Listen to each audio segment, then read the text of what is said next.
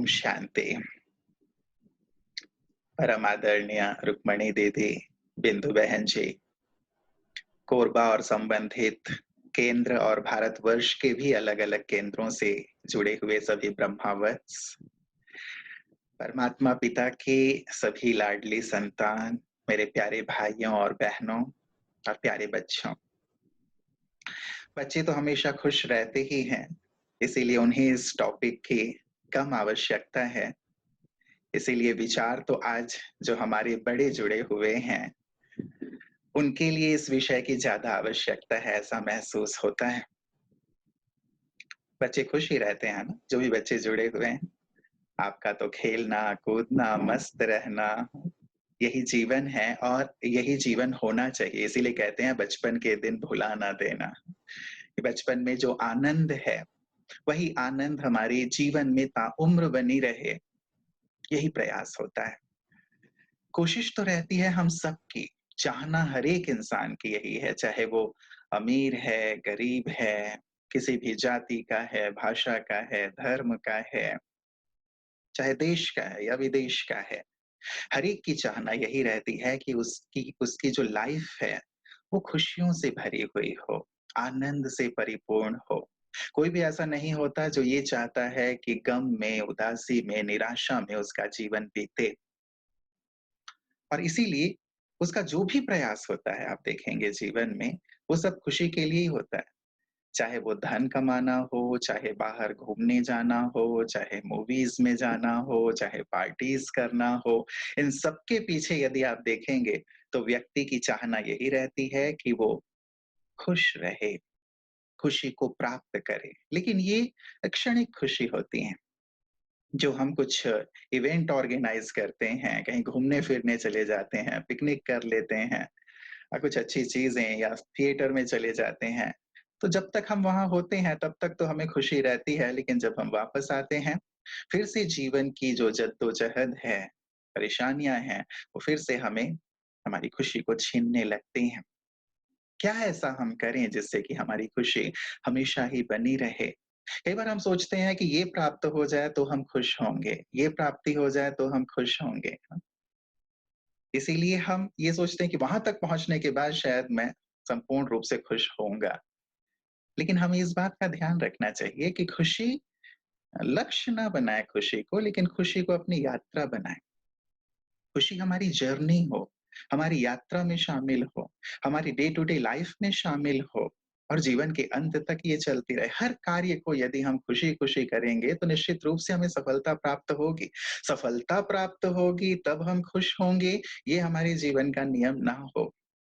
लेकिन यदि हम खुशी-खुशी हर कार्य करेंगे, तो हमें निश्चित रूप से सफलता मिलेगी ही मिलेगी। क्योंकि सफल होने के बाद खुश होना, वो उसमें शायद देर हो सकती है। लेकिन मैं अपने जीवन को खुशी-खुशी बिताऊँ। जो प्राप्ति मुझे है, उन प्राप्तियों का मैं आनंद लेता चलूँ, ये हमारे जीवन में होना चाहिए।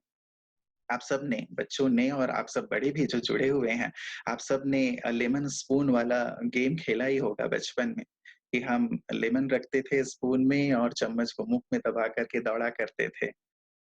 और इस बात का ध्यान रखा करते थे कि लेमन गिर ना जाए। यदि हम दौड़ के पहुँच तो जाते थे, लेकिन यदि वो नींबू गिर जाता था, तो हमें सफल या विजेता घोषित नहीं किया जाता था। जिसने उस लेमन के साथ वहां तक की यात्रा तय की है, उसे विजेता घोषित किया जाता था। आज हम वस्तु, वैभव, सब प्राप्तियां तो कर लेते हैं वहां तक पहुंच के, लेकिन ये जो नींबू है, खुशी रूपी नींबू, इसे गिरा देते हैं। और फिर वहां पहुंचने के बाद हमें लगता है कि अरे सब चीजें तो मिल गई हैं, लेकिन जो मिलना चाहिए, जो अंदर की संतुष्टि होनी चाहिए, खुशी होनी चाहिए, जो आनंद होना चाहिए, वो तो है नहीं। क्यों इसकी तलाश रहती है वैसे हमें? क्योंकि वास्तव में ये हमारी आंतरिक जो नेचर है वही खुशी है। आनंद हमारी नियति है, आंतरिक स्वभाव है, इसीलिए हमें इसकी तलाश रहती है। क्योंकि बाहरी चीज़ों में इसे ढूँढ रहे हैं, लेकिन अंदर जो है, वहाँ तक हम नहीं पहुँच पा रहे हैं, इसलिए बाहर उन चीज़ों में ढूँढने की कोशिश करते हैं। खुशी हमारे तन को तंदुरुस्त रखता है, मन को शक्तिशाली बनाता है, साथ ही हमारे संबंधों में भी मधुरता को घोल के रखता है। जो खुश रहता है, उसके साथ सभी रहना चाहते हैं, जो दुखी रहता है, उदास रहता है, निराश रहता है, उससे लोग कटने लगते हैं। आप भी यदि चित्र देखें तो स्माइली हमें बहुत अच्छा लगता है। और उसमें जो सैड सा फेस होता है वो हमें बिल्कुल पसंद नहीं होता। अब आप ही सोच लें जो स्माइली हमें पसंद है तो हर एक के चेहरे में जब स्माइल हो, तो ऐसे व्यक्ति जिसके चेहरे पे स्माइल हो, जो खुश हो, उसके साथ ही हम रहना पसंद करते हैं क्योंकि वो हमें खुशी देता है, आनंद देता है। और कहते हैं कि जो व्यक्ति गमज़दा रहता है, दुखी रहता है, आँसू भी पलकों का साथ छोड़ देते हैं वाली बात होती है, सब उसका साथ छोड़ते चले जाते हैं। इसीलिए हम इसे अपने जीवन में शामिल करके रखें कि मुझे खुशी-खुशी अपने जीवन की यात्रा को तय करना है। जो मेरे पास है, ठीक है, हम बहुत कुछ प्राप्त करना चाहते हैं, लेकिन जो हमारे पास है, उसके साथ-साथ हम यात्रा तय करते चलें और बहुत कुछ प्राप्त करते भी चलें। लेकिन प्राप्ति हो तब मुझे खुशी हो, ये वाली नियति हमारी नहीं होनी चाहिए। तो कुछ बातें जो मेरे जीवन के अनुभव में आई हैं, ब्रह्मा कुमारी से जुड़ने के बाद, परमात्मा पिता से जुड़ने के बाद वही बातें मैं आपके साथ शेयर करूँगा। कुछ सूत्र के रूप में जो आपके जीवन को भी खुशनुमा बनाएँगे और साथ ही साथ इस पर मैं चाहूँगा कि आप चिंतन भी ज़रूर करते चलें। पहला सूत्र है, वैसे भी जब हम कभी मिलते हैं एक-दूसरे से, हमारी भारतीय परंपरा है तो एक-दूसरे को उपहार देते हैं। तो ये एक पुष्प गुच्छ ही है आपके लिए 5 सूत्रों के रूप में, 5 पुष्पों के रूप में, जो आपके जीवन को आज का जो हमारा विषय है, उस विषय के अनुसार खुशनुमा बनाने में मददगार होंगे ऐसा मैं समझता हूँ। पहला सूत्र है, जब कभी भी आप ब्रह्मा कुमारीज़ विश्वविद्यालय में आते हैं या जब कभी बहनों से मिलते हैं या विद्यालय से जुड़े हुए भाई-बहनों से मिलते हैं, तो ज़रूर आप ओम शांति सुनते होंगे। ये सुंदर सा मंत्र है, जो हमारे जीवन को खुशी की ओर ले चलता है। ओम सुंदर मंत्र, हमारे जीवन को खुशहाली की ओर ले चलने वाला। और जब हम ओम कहते हैं, तो इसमें 3 अक्षर हैं, अ, उ और म। अ अर्थात आचरण, हमारा व्यवहार, हमारा कर्म। यदि मेरा आचरण, मेरा व्यवहार दूसरों के साथ बेहतर है, सुंदर है, उन्हें खुशी प्रदान करने वाला है, तो उनके आचरण से, उनके व्यवहार से भी मुझे खुशी प्राप्त होगी। यदि मेरा व्यवहार अच्छा नहीं है, मैं कर्कश हूँ, मैं दूसरों के साथ गलत व्यवहार करता हूँ, उनके लिए गड्ढे खोदता हूँ, उनकी बुराइयाँ करता रहता हूँ और मैं ये कामना करूँ कि उनका व्यवहार मेरे लिए अच्छा हो, वो मुझे खुशी प्रदान करें, तो ऐसा नहीं होता।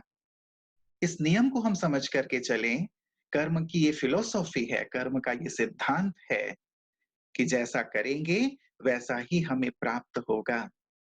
एक बच्चा एक वैली में गया और वैली में आप जानते हैं गुंबज में भी, वैली में भी जब हम आवाज़ करते हैं तो आवाज़ की प्रतिध्वनि हमें सुनाई देती है।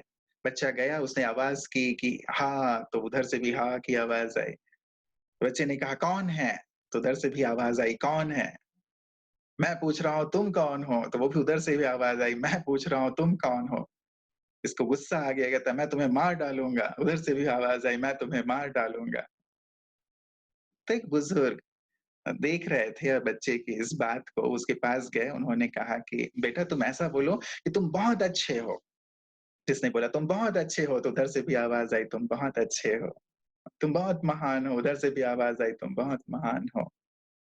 तो ज़िंदगी भी इसी प्रकार से एक वैली की तरह है ना, हम जो दूसरों को देते हैं, वही चीज़ें हमें प्राप्त होती हैं। अब देखें आज हम खुशी की कामना रखते हैं कि सभी मुझे खुशी प्रदान करें, सभी मुझसे ऐसा व्यवहार करें जिससे कि मैं खुश रहूँ। लेकिन क्या मेरे व्यवहार में भी वो बात शामिल है? ये चीज़ हमें ज़रूर देखना है। जो हम देंगे, वही हमें प्राप्त होगा। इसीलिए खुश रहने का सुंदर सा सूत्र है, खुशी बाँटते चलें। जो बाँटता है, जो देता है, वो हमेशा ही खुश रहता है। वो कहते हैं ना कि जो फूल का व्यापार करता है, जो फूल बेचता है, हाँ? उसके हाथ में खुशबू आ ही जाती है। तो यदि आप सबको खुशी दे रहे हैं, तो आप खुश रहेंगे ही, ये बिल्कुल इटर्नल लॉ है। इसीलिए ये देना शुरू करें। गलती कहाँ हो रही है? हम चाहते तो सभी से हैं कि सभी मुझे दें, सभी मुझसे अच्छा व्यवहार करें, लेकिन मैं भी क्या दे रहा हूँ, ये मुझे देखना है। और ये बात भी हमें ध्यान रखना है जो कहा जाता है, खड्ड खोदे जो और को, तोकू कूप तैयार। यदि मैं दूसरों की को दुःख देने वाले कार्य करता हूँ, दूसरों को गिराने वाला कार्य करता हूँ, तो मैं कभी भी खुश नहीं रह सकता। इसीलिए खुशी देते चलें अपने व्यवहार के माध्यम से। और यदि हम किसी की मदद नहीं भी कर पा रहे हैं, जब हम किसी की मदद करते हैं, हमें खुशी प्राप्त होती है।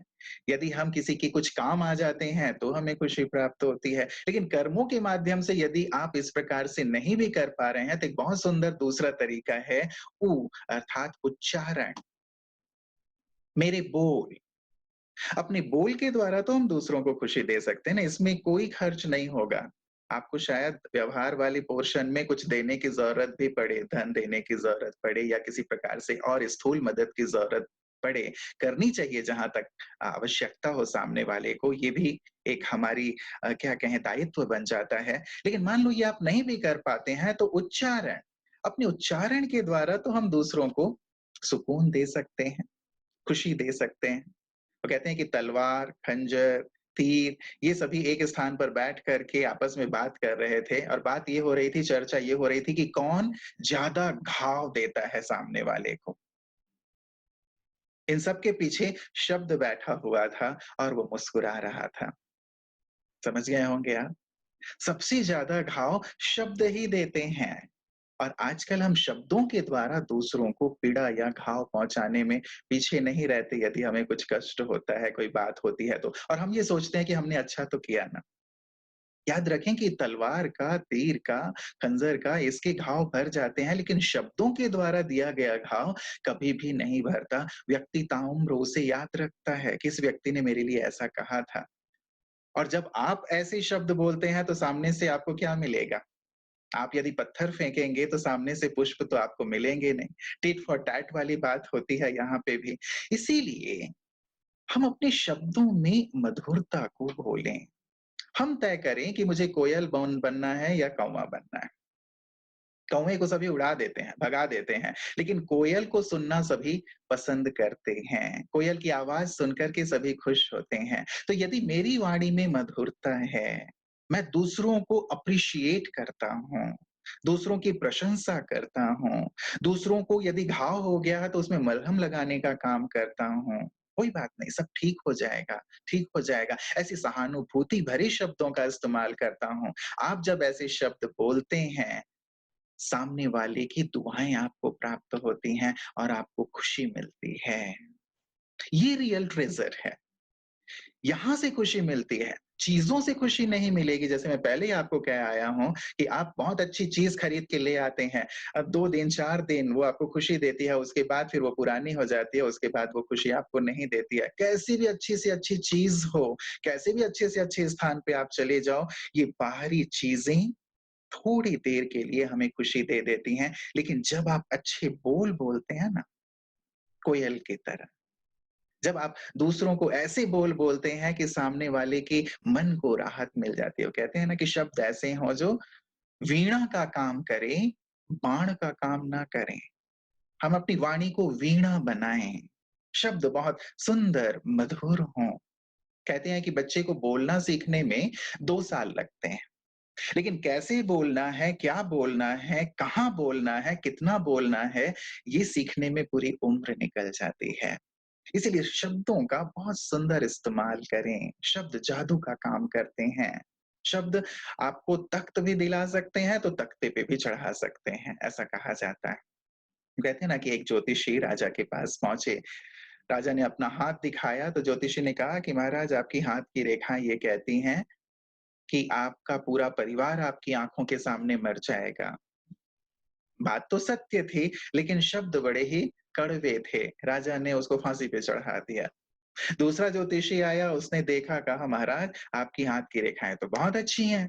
आपकी आयु तो आपके पूरे परिवार से ज़्यादा लंबे हैं। राजा ने उसे इनाम दिया क्योंकि उसके शब्द अच्छे थे। बात वही थी लेकिन शब्द अच्छे थे। दिल को चुभने वाले नहीं थे, सुकून देने वाले थे। हम भी अपनी वाणी को, अपने उच्चारण को ऐसा बनाएँ, वाणी ऐसी ना हो कि उससे महाभारत पैदा हो जाए। वाणी के कारण ही तो महाभारत का जन्म हुआ था ना। अंधे की औलाद अंधे ये कह दिया द्रौपदी ने और इतना बड़ा महाभारत हो गया। हमारी भी खुशी चली जाती है, शांति चली जाती है, सुकून चला जाता है, परिवार का परिवार, व्यापार का व्यापार नष्ट हो जाता है, केवल वाणी के कारण। इसीलिए आज के इस सुंदर सत्र में यदि हम खुशनुमा ज़िंदगी की ओर बढ़ना चाहते हैं, अपनी वाणी को बहुत ही सुंदर बनाएँ, संतुलित बनाएँ, श्रेष्ठ बनाएँ, दूसरों को सुकून देने वाला, सुख देने वाला, स्वमान देने वाला बनाएँ। तीसरी बात है हमारे पहले ही सूत्र में, आचरण, उच्चारण के बाद मनसा। हमारी मनसा कैसी है? मनसा अर्थात हमारी सोच। चीज़ों को देखने का मेरा नज़रिया, चीज़ों के लिए मेरी सोच कैसी है? कोई परिस्थिति आती है, कोई बात आती है, मेरी सोच उसको लेकर के कैसी है, मेरा नज़रिया उसके लिए कैसा है? इस पर बहुत निर्भर करता है कि आप खुश रहते हैं या फिर आप दुखी हो जाते हैं। एक व्यक्ति जो बहुत धनाढ्य था, बहुत दुखी रहा करता था, बहुत धनाढ्य था। उसका एक मित्र आया और उसने कहा कि तेरे पास इतनी संपत्ति है, इतनी दौलत है कि तेरी 7 पीढ़ी तक खा सकते हैं, फिर भी तू दुखी क्यों रहता है? तो उसने कहा इसी बात का तो मुझे दुःख है कि 7 पीढ़ी तो खा लेगी, लेकिन 8वीं पीढ़ी क्या खाएगी? इसलिए मैं बहुत दुखी रहता हूँ, मैं निराश रहता हूँ। तो जो है, उसका सुख उसे नहीं है, लेकिन जो नहीं है, उस बात का गम है हमारी सोच। यदि ऐसी सोच हमारी होगी, तब हमें सुख कैसे प्राप्त होगा? हमें खुशी कैसे प्राप्त होगी? हमारी सोच ऐसी सकारात्मक हो, जो कैसी भी बुरी से बुरी परिस्थिति हो, वहाँ से हम अच्छाई ले सकें, ऐसी अपनी सोच को, अपनी वृत्ति को हमें बनानी है। यदि हमें खुश रहना है तो, क्योंकि हम कलयुग में रह रहे हैं। चारों तरफ विपत्तियाँ ही विपत्तियाँ हैं, परेशानियाँ ही परेशानियाँ हैं, परिस्थितियाँ ही परिस्थितियाँ। आप सागर में यदि अपना नाव लेकर के उतरते हैं और ये कहते हैं कि सागर में लहरें ना आएँ, क्या ये पॉसिबल है?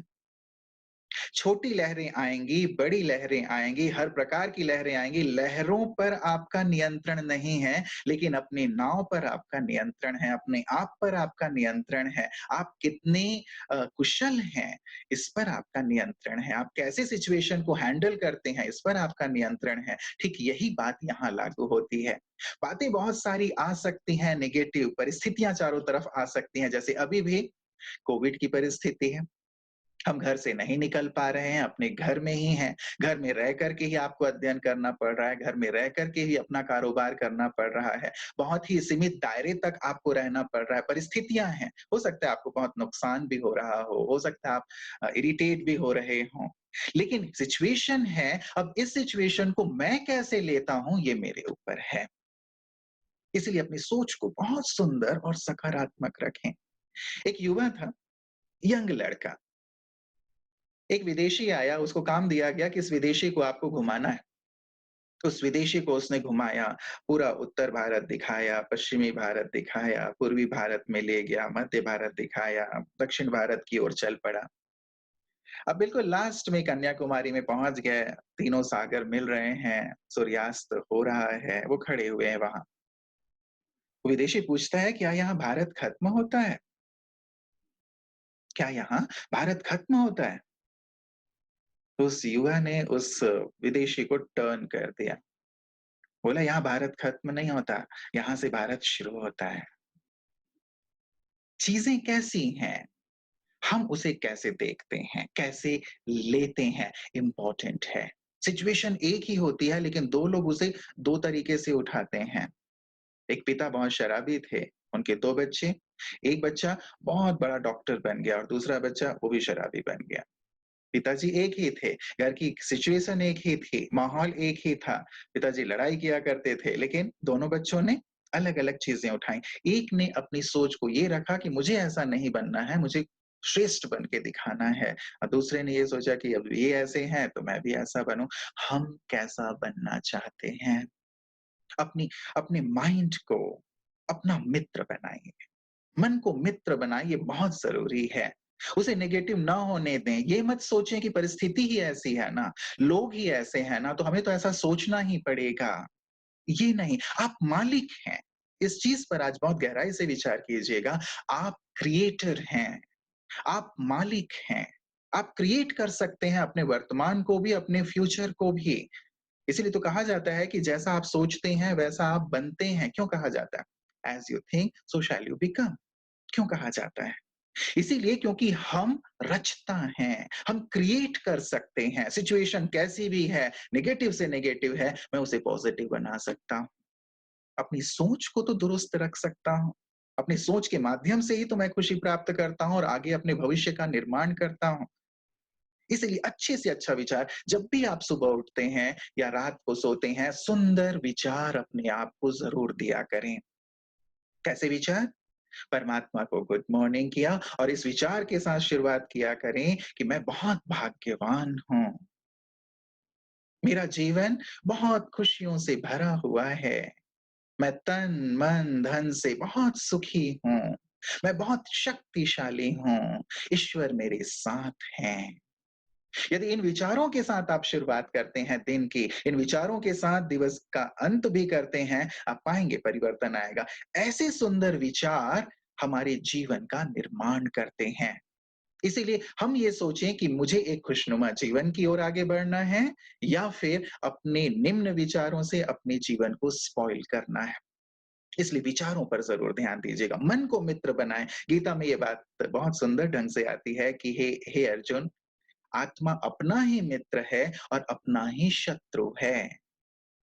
यदि हम अच्छे विचार करते हैं अपने लिए, अपने समाज के लिए, अपने परिवार के लिए, तो हम अपने मित्र बन जाते हैं और ये अच्छे विचार हमें खुशी प्रदान करते हैं। ये अच्छे विचार हमारे जीवन में खुशबू घोल देते हैं। ये अच्छे विचार हमारे भविष्य को बेहतर से बेहतर बनाते चलते हैं। इसीलिए अपने मन के साथ बैठ कर के ज़रूर बात किया करें, उसे समझाया करें। जैसे छोटे बच्चे तब बिगड़ जाते हैं जब पेरेंट्स उनके साथ नहीं बैठते। लेकिन जब पेरेंट्स उनके साथ बैठते हैं, उसे समझाते हैं कि क्या अच्छा है, क्या बुरा है, तो बच्चे समझ जाते हैं। वैसे ही मन भी हमारा मित्र भी है, तो हमारा बच्चा भी है, उसके साथ बैठें और मन से बातें करें कि हे मन, तुझे क्या सोचना है? तू क्या सोचेगा तो तुझे क्या प्राप्त होगा? अच्छा सोचेगा, अच्छा प्राप्त होगा। बुरा सोचेगा, बुराई की ओर ही तू चलता चलेगा। आजकल ये सिद्धांत बहुत प्रचलित है और ये तो इटर्नल है, हमारी संस्कृति में ये समाई हुई है कि जो हम सोचते हैं, प्रकृति वही चीज़ हमारे सामने ले आती है। जिस चीज़ को आप बहुत दिल से चाहते हैं, दिल से जिसके बारे में विचार करते हैं, पूरी प्रकृति मिल कर के उस चीज़ को हमारे सामने हाज़िर कर देती है।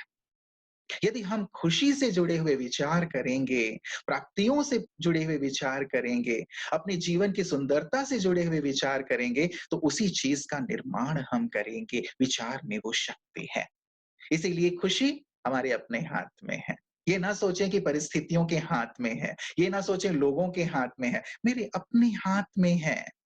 हाँ, बस इस चीज़ की जागृति होनी बहुत ज़्यादा ज़रूरी है। इसलिए अपनी सोच के द्वारा हम इस खुशी को प्राप्त करते चलें। एक इक्वेशन बच्चे भी पढ़ते होंगे और आप सबने भी बचपन में पढ़ा ही होगा। Negative into positive is equal to negative. Positive into negative is equal to negative. Negative into negative is equal to positive and positive into positive is equal to positive. हम सब ने ये पढ़ा हुआ है। अब इसे अपने इस पहले मंत्र में याद रखें, जो हमें नहीं सोचना है, नहीं बोलना है, नहीं करना है, यदि हम वो करेंगे, तो हमारी खुशी जाती रहेगी।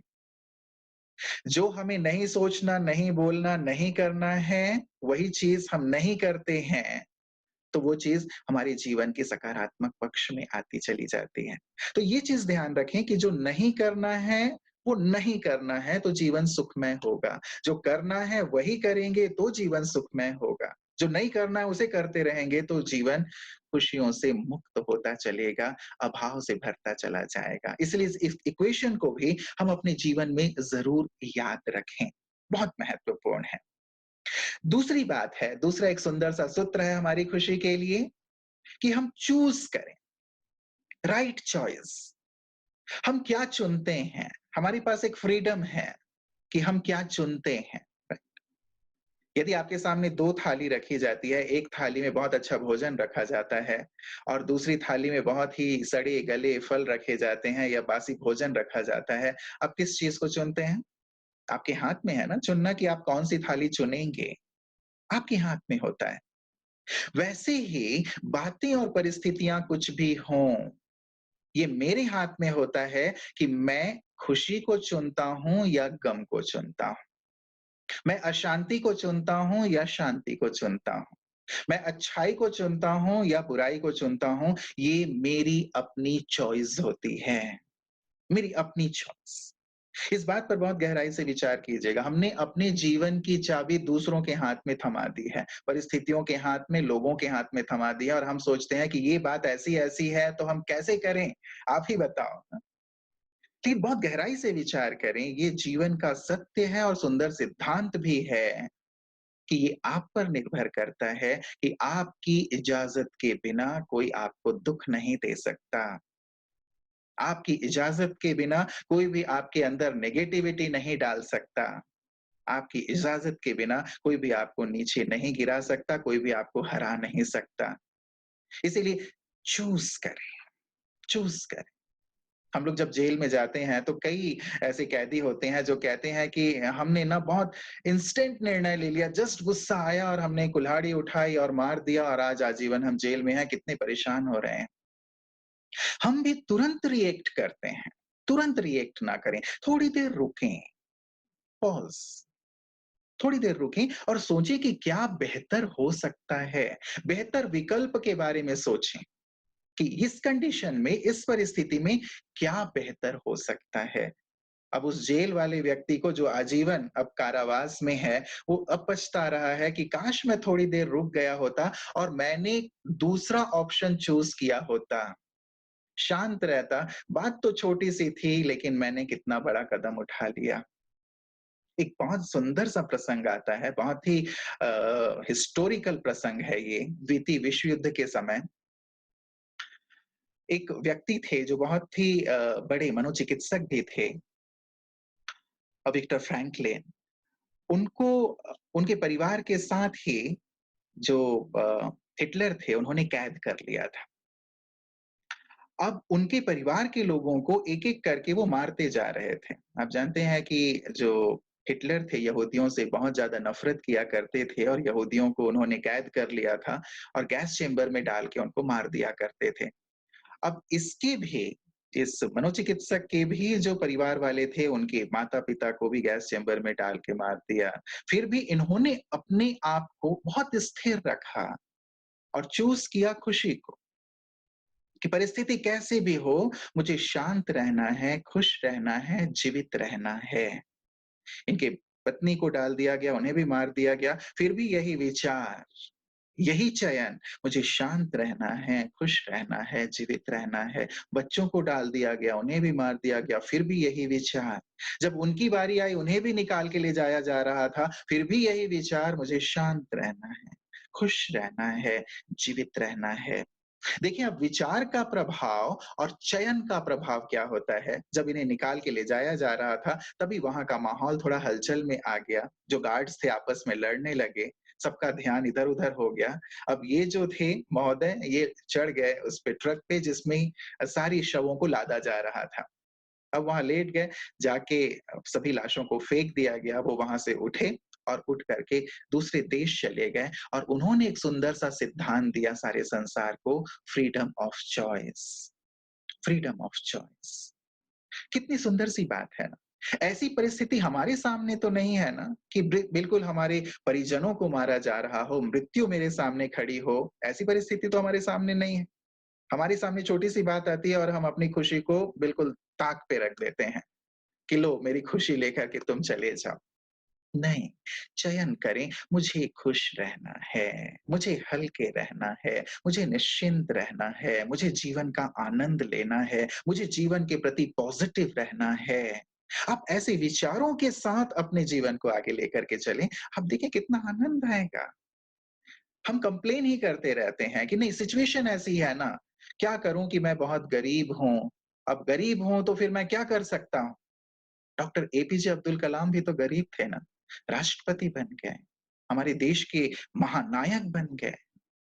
हम ये कंप्लेन करते हैं कि क्या करें कि मैं तो बहुत नाटा हूँ ना, अब नाटा हूँ तो मैं कैसे इस फील्ड में जा सकता हूँ।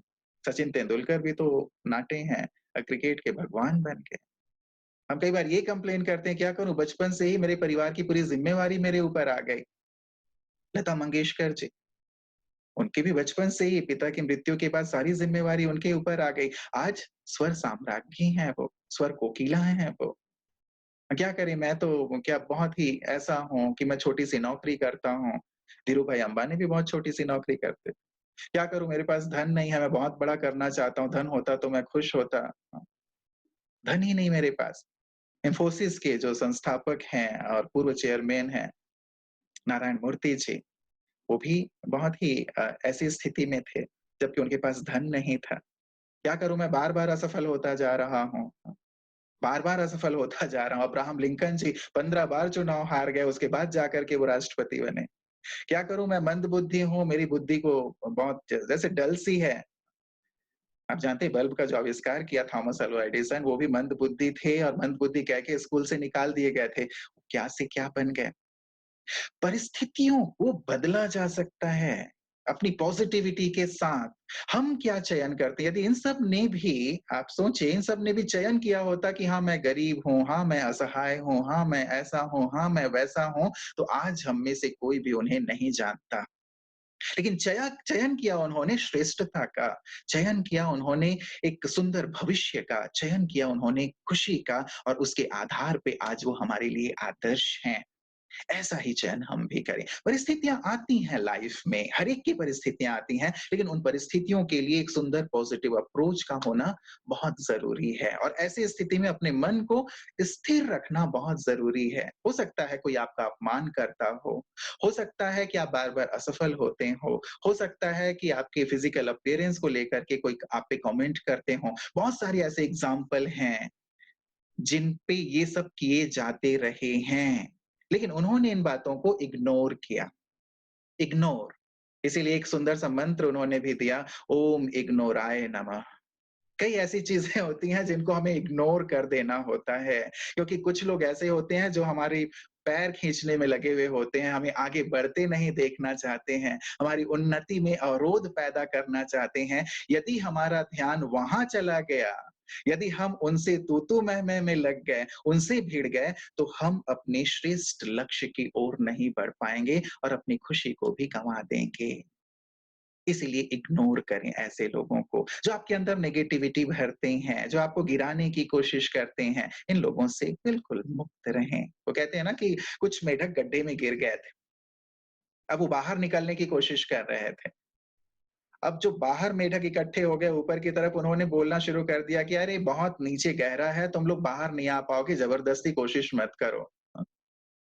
अब उनकी बातों को सुन कर के 2-4 मेढक तो उन्होंने प्रयास करना बंद कर दिया कि बस अब शायद हम यहाँ से बाहर नहीं निकल पाएँगे, अब यहीं हमारी जीवन का अंत हो जाएगा। लेकिन एक मेढक था लगातार प्रयास कर रहा था, लगातार प्रयास कर रहा था और प्रयास करते-करते वो बाहर आ गया। क्यों बाहर आ गया? क्योंकि वो बहरा था। वो सुन ही नहीं रहा था ऊपर वालों की बातों को। इसीलिए ऐसे लोगों की बातों को अपने जीवन में ना शामिल कर लें जो आपको नीचे गिराने की कोशिश करते हैं। इग्नोर करें, आगे बढ़ते जाएँ। तीसरा बहुत ही महत्वपूर्ण एक बिंदु है जो हमारी खुशी को कायम रखने में बहुत मददगार है, वो है forgive and forget, forgive and forget. हम कई बार पास्ट की बहुत सारी बातों को ना ढो करके चल रहे होते हैं। एक बार एक टीचर ने अपने स्टूडेंट्स को एक कार्य दिया, होमवर्क दिया, एक-एक थैला दे दिया उन्होंने, उसमें टमाटर और गंदे से आलू रखे हुए थे। थोड़े सड़ने जैसे आलू, पुराने से आलू थे। उन्होंने कहा इसको उठा के ही रखना है तुम लोगों को।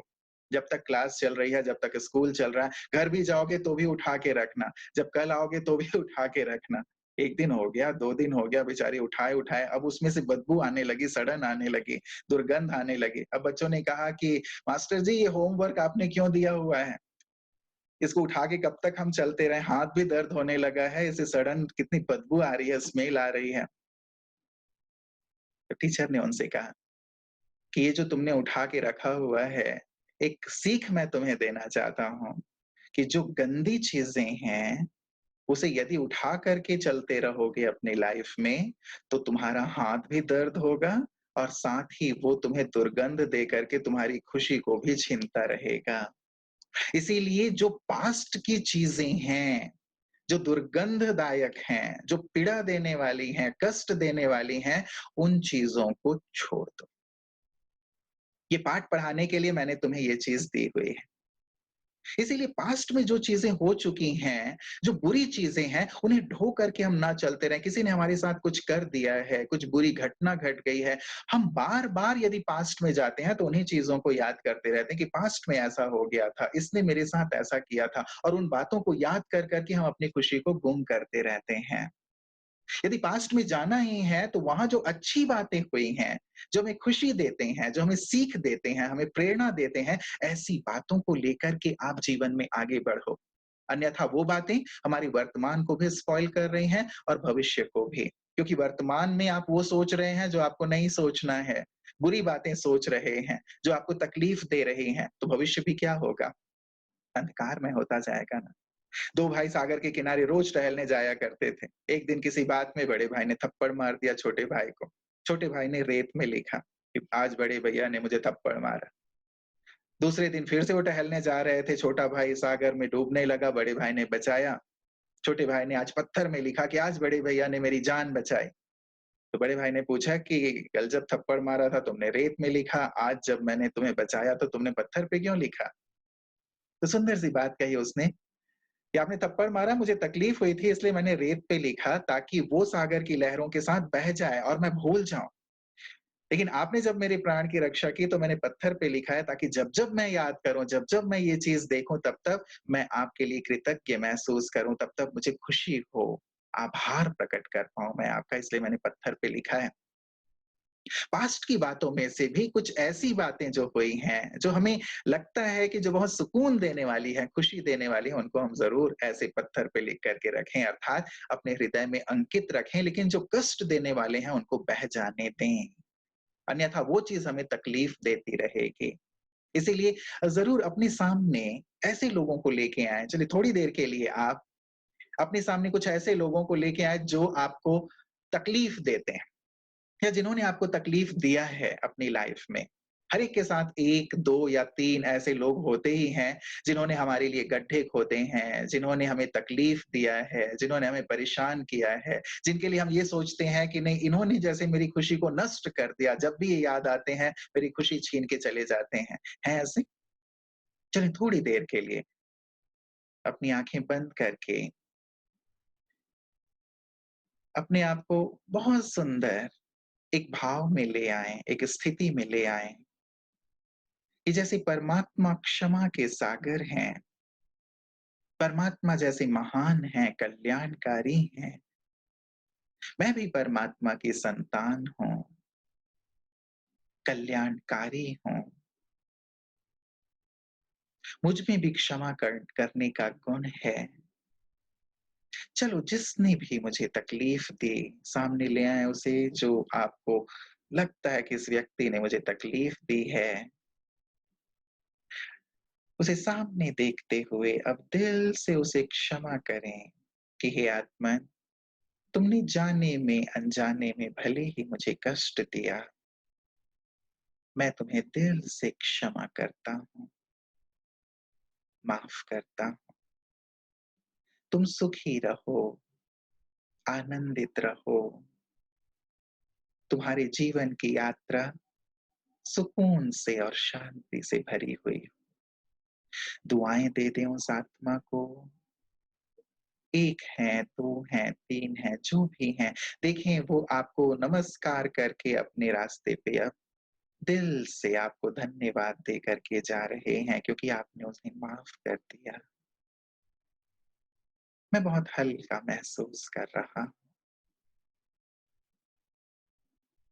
अब कुछ ऐसे लोगों को सामने लाएँ जिन्हें हमने तकलीफ दे दी है, जिसे याद करके भी हमें कई बार दुःख होता है, उन आत्माओं से भी दिल से क्षमा ले लें कि जाने-अनजाने में मैंने आपको तकलीफ दी, आप मुझे क्षमा करें। उन सभी आत्माओं से हम क्षमा ले लें जिन आत्माओं को हमने तकलीफ दी है, चाहे अभी या पास्ट के बर्थ में। और देखें सभी आत्माएँ हमें क्षमा कर रही हैं और हम बिल्कुल हल्के होते जा रहे हैं, सुखी होते जा रहे हैं। दिल से हम भी उन्हें दुआएँ दे रहे हैं और वो आत्माएँ भी हमें दुआएँ दे रही हैं। मैं बहुत हल्का और बहुत सुखी अनुभव कर रहा हूँ।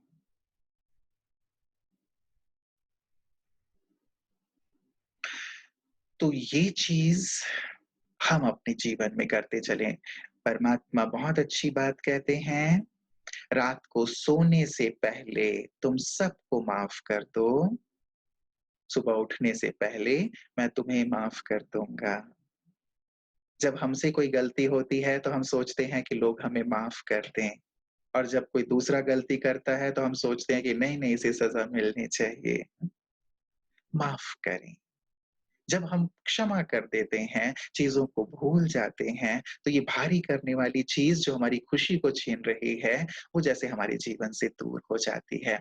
चौथी बात, हम कुछ सिद्धांत ज़रूर बनाएँ अपने जीवन का, कुछ गोल्डन प्रिंसिपल्स, सुनहरे सिद्धांत कि ये मेरे जीवन के डूज़ हैं और ये मेरे जीवन के डोंट्स हैं। ऐसे डोंट्स जो मेरी खुशी को छीनने वाले हैं। आप खुद भी इस पर विचार कीजिएगा, आप सभी बुद्धिमान हैं। मैं छोटे बच्चों के लिए तो नहीं लेकिन आप सब बड़ों के लिए ये बात कह रहा हूँ। कुछ ऐसी चीज़ें जैसे हमारी कामनाएँ हमें बहुत ज़्यादा दुखी करती हैं, परेशान करती हैं। कामनाएँ छोटों से भी, बड़ों से भी कि ये सब मेरे अनुसार चलें, सब कार्य मेरे अनुसार हो। हमारी कामनाएँ बहुत ज़्यादा हमें दुखी करती हैं। क्या मैं सबकी कामनाओं को पूरी कर सकता हूँ? जो मेरी कामनाएँ सभी पूरी कर पाएँगे, सोचना है हमें। इसीलिए डोंट्स में कामनाएँ कम से कम हों, इच्छाएँ भी नहीं। इच्छाएँ भी हम अपने डोंट्स की लिस्ट में डाल दें। इच्छा नहीं, इच्छाओं का कहीं कोई अंत नहीं है। साइकिल है तो हम सोचते हैं कि स्कूटर आ जाए, स्कूटर है तो सोचते हैं कि और अच्छा बाइक आ जाए। उसके बाद हम मारुति सोचते हैं, उसके बाद और बड़ी बीएमडब्ल्यू सोचने लगते हैं, मर्सिडीज़ सोचने लगते हैं। इच्छाओं का कहीं कोई अंत हो पाता है? नहीं। वो कहते हैं ना एक राजा ने कहा एक व्यक्ति को कि शाम तक तू जितना दौड़ लेगा उतनी ज़मीन तुम्हारी। उसने दौड़ना शुरू कर दिया, दौड़ते-दौड़ते उसके मन में एक इच्छा थी कि ज़्यादा से ज़्यादा ज़मीन मैं हासिल कर लूँ, लेकिन इतना दौड़ा कि दौड़ते-दौड़ते ही उसके जीवन का अंत हो गया और 3 पैर पृथ्वी में ही उसको दफ़न किया गया। कितना चाहिए हमें? कम से कम चाहिए, इसीलिए इच्छाओं का विस्तार ना करें। कहते हैं कि आहार, निद्रा और मैथुन ऐसी चीज़ें हैं, जो कभी भी तृप्त नहीं होता व्यक्ति। इसकी इच्छाएँ बढ़ती ही चली जाती हैं, बढ़ती ही चली जाती हैं। परछाई की तरह है जिसके पीछे आप भागते रहिए, जीवन का अंत हो जाता है, लेकिन इच्छाएँ कभी पूरी नहीं होती हैं। इसीलिए अपनी इच्छाओं को भी मिनिमम कम से कम जो चीज़ें हैं, उनमें हम संतुष्ट कंपैरिज़न भी ना करें, कंपैरिज़न भी हमारी खुशी को कम कर देता है कि इसके पास ये है, मेरे पास नहीं है। कंपेयर करते हैं, खुशी चली जाती है। ब्लेम करते हैं दूसरों को कि इसके कारण ऐसा हो रहा है, हमारी खुशी चली जाती है। डोंट्स कोई ब्लेम नहीं। किसी को ब्लेम करने की ज़रूरत नहीं है, किसी से कंपेयर करने की ज़रूरत नहीं है, किसी पे डिपेंड रहने की ज़रूरत नहीं है। हम डिपेंडेंट रहते हैं, कोई मेरी प्रशंसा करेगा तो मैं खुश हो जाऊँगा, मुझे अच्छी मोबाइल मिल जाएगी, मैं खुश हो जाऊँगा, मुझे अच्छी गाड़ी मिल जाएगी, मैं खुश हो जाऊँगा। डिपेंडेंसी डोंट्स में डालिए। यदि मुझे डूज़ अपने प्रिंसिपल बनाने हैं, तो ऐसे ही नियम बना लें, मुझे मुस्कुराते रहना है। मुस्कुरा करके ही हर एक से मिलना, ये मेरे जीवन की का सिद्धांत है, मेरे डूज़ में है कि मुझे मुस्कुराते रहना है, सबसे मुस्कुरा करके मिलना है, नियम बना लेना। नियम होते हैं ना लोगों के जीवन के, जब नियम बना लेते हैं, तो उसके अनुसार जीना सहज हो जाता है। कायदे में फ़ायदा है कहा जाता है। तो जो अच्छी चीज़ें हैं, जो मुझे खुशी प्रदान करने वाली हैं, जो मेरी खुशी को इटर्नल बनाने वाली हैं, अविनाशी बनाने वाली हैं, उन उन नियमों को मैं अपने जीवन में लेके आऊँ। मुझे हमेशा सबको एप्रिशिएट करना है, दूसरों को सुख देने वाले शब्द ही बोलने हैं। मुझे जैसे सुबह उठते ही जो हम लोगों ने 5 नियम बताए कि 5 संकल्प करने हैं, उन 5 संकल्पों को उठते ही करना है, रात को सोते समय भी करना है। मुझे सभी के साथ बहुत अच्छा व्यवहार करना है। चाहे कैसी भी परिस्थिति हो जाए, मुझे अपनी खुशी को बनाए रखना है। ऐसे सुंदर नियम अपने लिए बना लें। आपके ऊपर है कि आप कैसे सिद्धांत बनाते हैं। सिद्धांत हमारे जीवन का निर्माण करते हैं। सिद्धांत हमारे जीवन को एक स्वरूप देते हैं। सिद्धांत हमारी खुशी के लिए, हमारी उन्नति के लिए, हम जहाँ तक पहुँचना चाहते हैं उसके लिए बहुत आवश्यक है। आप देखें, यदि नियमों में व्यक्ति ना बंधा हुआ हो, अनुशासित ना हो, तो आप देखेंगे उसका जीवन कैसे एक एक प्रकार से अस्त-व्यस्त सा हो जाता है, वो कहीं भी नहीं पहुँच पाता। और अनुशासन है जीवन में, तो ज़रूर वो अपने ध्येय तक पहुँचता है और हर चीज़ प्राप्त करता है। तो चौथी बहुत महत्वपूर्ण बात है, अपने लिए कुछ सुनहरे सिद्धांत आप बनाएँ, जो आपको खुशी प्रदान करेंगे, आपके जीवन को आनंद से परिपूर्ण करेंगे। उसमें डूज़ और डोंट्स आप खुद ही विचार करें। और 5वीं बहुत ही सुंदर और महत्वपूर्ण सी बात है कि हम ईश्वर को अपने जीवन में शामिल करें। ईश्वर, परमात्मा को, चाहे आप उसे अल्लाह कहते हैं, गॉड कहते हैं। अब तक हम गाते आए हैं, त्वमेव माता च पिता त्वमेव, त्वमेव बंधु च सखा त्वमेव। उन्हें हम अपना माता-पिता कहते हैं, बंधु-सखा कहते हैं, लेकिन क्या ये केवल गायन तक है, केवल कहने तक ही सीमित है? माता-पिता तो साथ रहते हैं ना, बंधु और सखा भी साथ रहते हैं। तो परमात्मा को हम अब अपने जीवन में इस रूप में ही शामिल करें और विचार करें, वो आनंद के सागर हैं, सुखों के सागर हैं, सर्व समस्याओं का निदान करने वाले हैं। उन्होंने गीता में ये बात कही है, सर्वधर्मानि परित्यज्य मामेकं शरणं व्रज। अहम त्वाम सर्व पापेभ्यो मोक्षयिष्यामि मा शुचः। कि बस तुम मेरी शरण में आ जाओ, बस तुम्हें मैं सब पापों से, सब तकलीफों से, सभी दुखों से मुक्त कर दूँगा। तो यदि परमात्मा मेरे जीवन में शामिल हो जाते हैं मेरे माता-पिता के रूप में, सोचिए जब बच्चे को, एक छोटे बच्चे को सड़क भी पार करनी होती है, अकेला होता है तो कितना कन्फ्यूज़ हो रहा होता है, कितना परेशान हो रहा होता है, राइट देखता है, लेफ्ट देखता है, यहाँ देखता है, वहाँ देखता है। लेकिन यदि माता-पिता साथ होते हैं तो एक तरफ माँ पकड़ लेती हैं, दूसरी तरफ पिताजी पकड़ लेते हैं और वो फिर मस्त उछल-कूद करता हुआ आनंद से, उसको कोई चिंता ही नहीं होती है, वो उछलता-कूदता हुआ सड़क पार कर लेता है। हमने भी अपने जीवन की समस्याओं, परेशानियों को अपने सिर पर गठरी की तरह रख लिया है। इसे सरेंडर करें ईश्वर को। परमात्मा को यदि हम अर्पित कर देते हैं अपने जीवन की समस्याओं को, बातों को, बोझों को, आप विश्वास कीजिए कि बिल्कुल हम हल्के हो जाते हैं, निश्चिंत हो जाते हैं। इसीलिए एक आदत डाल लें लेटर टू गॉड लिखने की रोज़ रात को। एक नियम बना लें, इसे भी अपने सिद्धांतों में इसे भी शामिल कर लें। जो भी समस्याएँ हैं, तकलीफ़ें हैं, परेशानियाँ हैं, सब कुछ रोज़ रात को एक पत्र में ईश्वर को सौंप दें। वो कहते हैं ना, एक बड़ा सुंदर सा प्रसंग आता है महाभारत का कि अर्जुन ने प्रण कर लिया कि यदि मैं कल सूर्यास्त से पहले जयद्रथ का वध नहीं कर देता, तो फिर मैं जलती हुई चिता पर चढ़ जाऊँगा। अब पांडवों की सेना में भी हलचल और कौरवों की सेना में भी हलचल मच गया कि अरे ये इतनी बड़ी प्रतिज्ञा कर ली है अर्जुन ने। पांडव भी परेशान थे और उधर वो भी सोच रहे थे कि कहीं जयद्रथ का वध ना हो जाए, कैसी नीति बनाई जाए, कैसे इसको छुपा दिया जाए।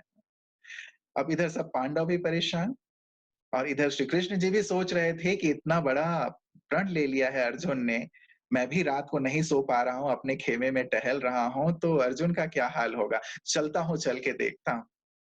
अब जब उनके शिविर में पहुँचे श्री कृष्ण जी, तो देखा कि अर्जुन जी बहुत निश्चिंत होकर के आनंद से सो रहे हैं, खर्राटे लेकर के सो रहे हैं, मतलब आनंद से।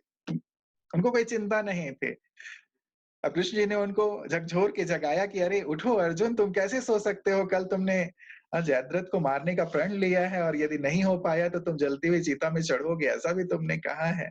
कुछ नीति तो बनानी होगी, कुछ करना तो होगा, हाँ? तुम कैसे सो रहे हो? अर्जुन ने उठ कर के बहुत सुंदर सी बात कही, जिसके लिए स्वयं भगवान जाग रहे हों, वो कैसी चिंता करे? वो तो निश्चिंत होकर के ही सोएगा ना।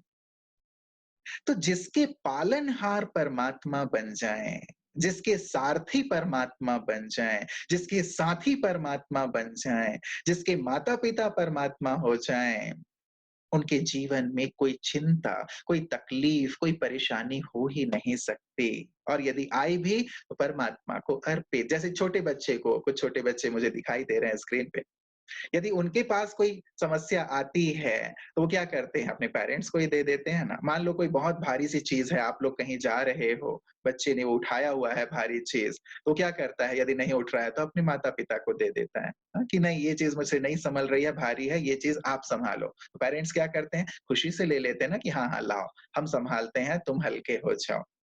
परमात्मा भी ऐसा ही करते हैं।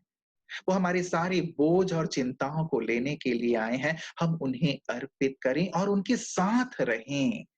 यदि भगवान साथ हैं, तो आप देख सकते हैं कि जीवन कैसा हो जाएगा। मैंने एक शब्द यूज़ किया, उनके लिए आनंद का सागर कहते हैं, सुखों का सागर कहते हैं। हम बात खुशी की कर रहे हैं, खुशी बहुत छोटी हो जाती है आनंद की भेंट में। यदि आनंद के सागर परमात्मा साथ रहने लगें, उनका मार्गदर्शन हमें मिलने लगे, उनका साथ हमें प्राप्त हो जाए।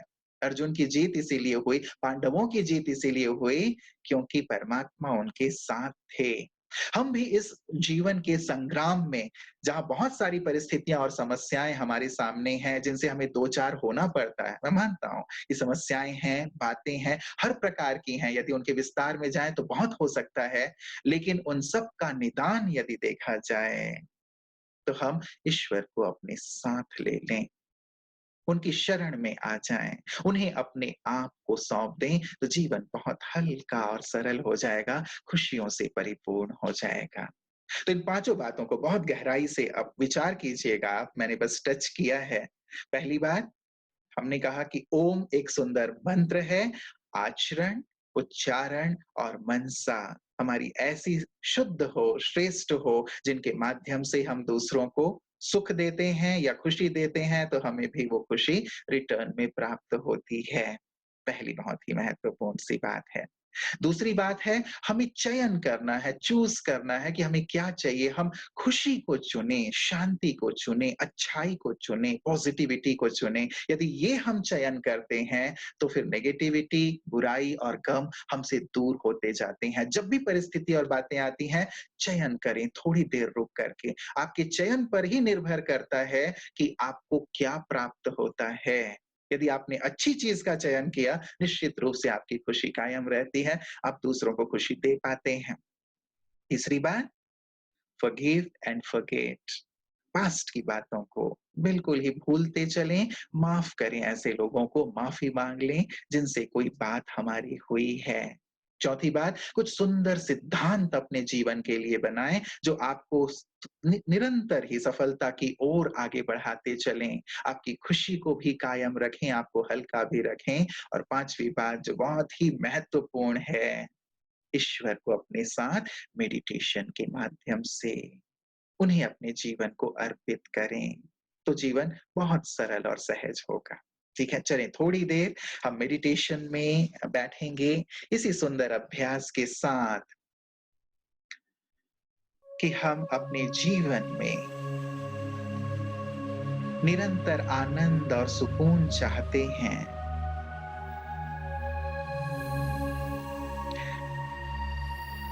तो हम साथ ले लें उस सर्वशक्तिमान का, जो अप्रत्यक्ष हैं, लेकिन उनकी अनुभूति मैं अवश्य कर सकता हूँ। परमात्मा ही मेरे सच्चे माता-पिता हैं। वो आनंद के सागर हैं, खुशियों के सागर हैं। मैं उनकी संतान हूँ, उनका बच्चा हूँ। तो जैसे पिता, वैसा ही तो पुत्र होगा। हाथी का बच्चा हाथी के जैसा, गाय का बच्चा गाय के जैसा। तो भगवान जो आनंद के सागर हैं, शांति के सागर हैं, मैं उनकी संतान, मैं भी आनंद स्वरूप हूँ, शांत हूँ, ईश्वर की छत्र छाया हमेशा मेरे ऊपर है। वो ये कहते हैं कि बच्चे मैं हमेशा तुम्हारे साथ हूं, तुम निश्चिंत रहो। परिस्थितियां और बातें आएंगी, लेकिन उन्हें तुम मुझे समर्पित कर दो। मैं हूं ना, तुम हल्के रहो। मैं तुम्हारे चेहरे पर हमेशा मुस्कान देखना चाहता हूं। तुम हमेशा मुस्कुराते रहो, हमेशा खुश रहो और सभी को खुशी बांटते रहो।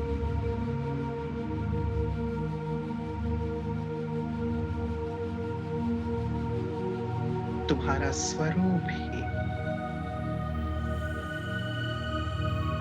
आनंदमय है। तुम अपने स्वरूप में भी स्थित रहा करो। तुम सच्चित आनंद स्वरूप हो।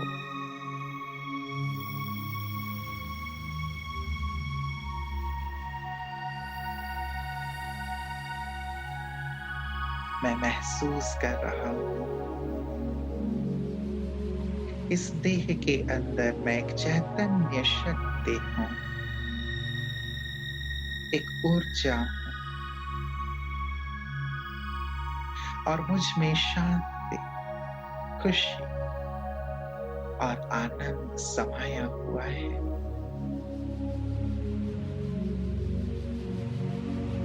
परमात्मा की किरणें भी मुझ पर उतर कर आ रही हैं। इन किरणों के अंदर मैं अपने आप को सभी प्रकार की नेगेटिविटी से सुरक्षित और आनंदित अनुभव कर रहा हूं। मेरे अंदर इतनी शक्ति आ गई है कि बाहरी परिस्थिति, बाहरी व्यक्ति जैसे भी हों, लेकिन मैं अपनी पॉजिटिविटी, अपनी समर्थ स्थिति से हर परिस्थिति का सामना कर सकता हूं। मेरी खुशी सदा मेरे साथ है। बातें कुछ भी हैं, बातें आएंगी, चली जाएंगी, परिस्थितियां आएंगी, चली जाएंगी, लेकिन मेरी खुशी हमेशा कायम है और कायम रहेगी। मैं आनंद की संतान हूं, मुझे हमेशा आनंद में रहना है। ईश्वर पिता ने मुझे इस संसार में सुख के लिए, आनंद के लिए भेजा है। मुझे सुखी और आनंदित रहना है और सभी को ये आनंद प्रदान करना है।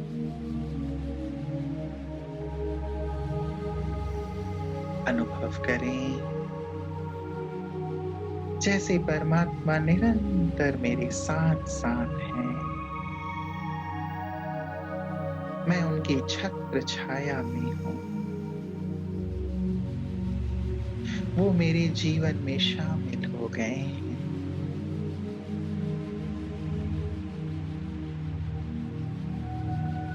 उन्होंने मेरी सारी जिम्मेवारी ले ली है।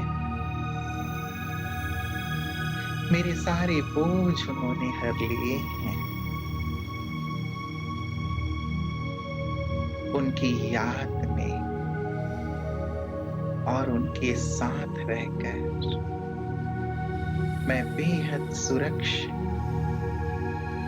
और आनंदित अनुभव कर रहा हूं।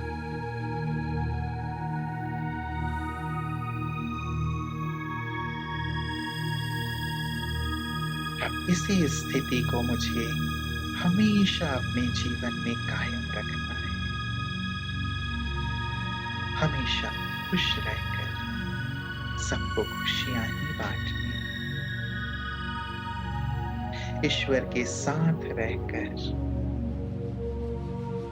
उसकी मदद लेते हुए उसके गुणों और शक्तियों को स्वयं में समाते हुए मुझे सारे संसार को भी यही गुण और शक्तियां देनी है। मैं ईश्वरीय संतान, बहुत भाग्यवान, बहुत सुखी, मेरा जीवन आनंद से परिपूर्ण है।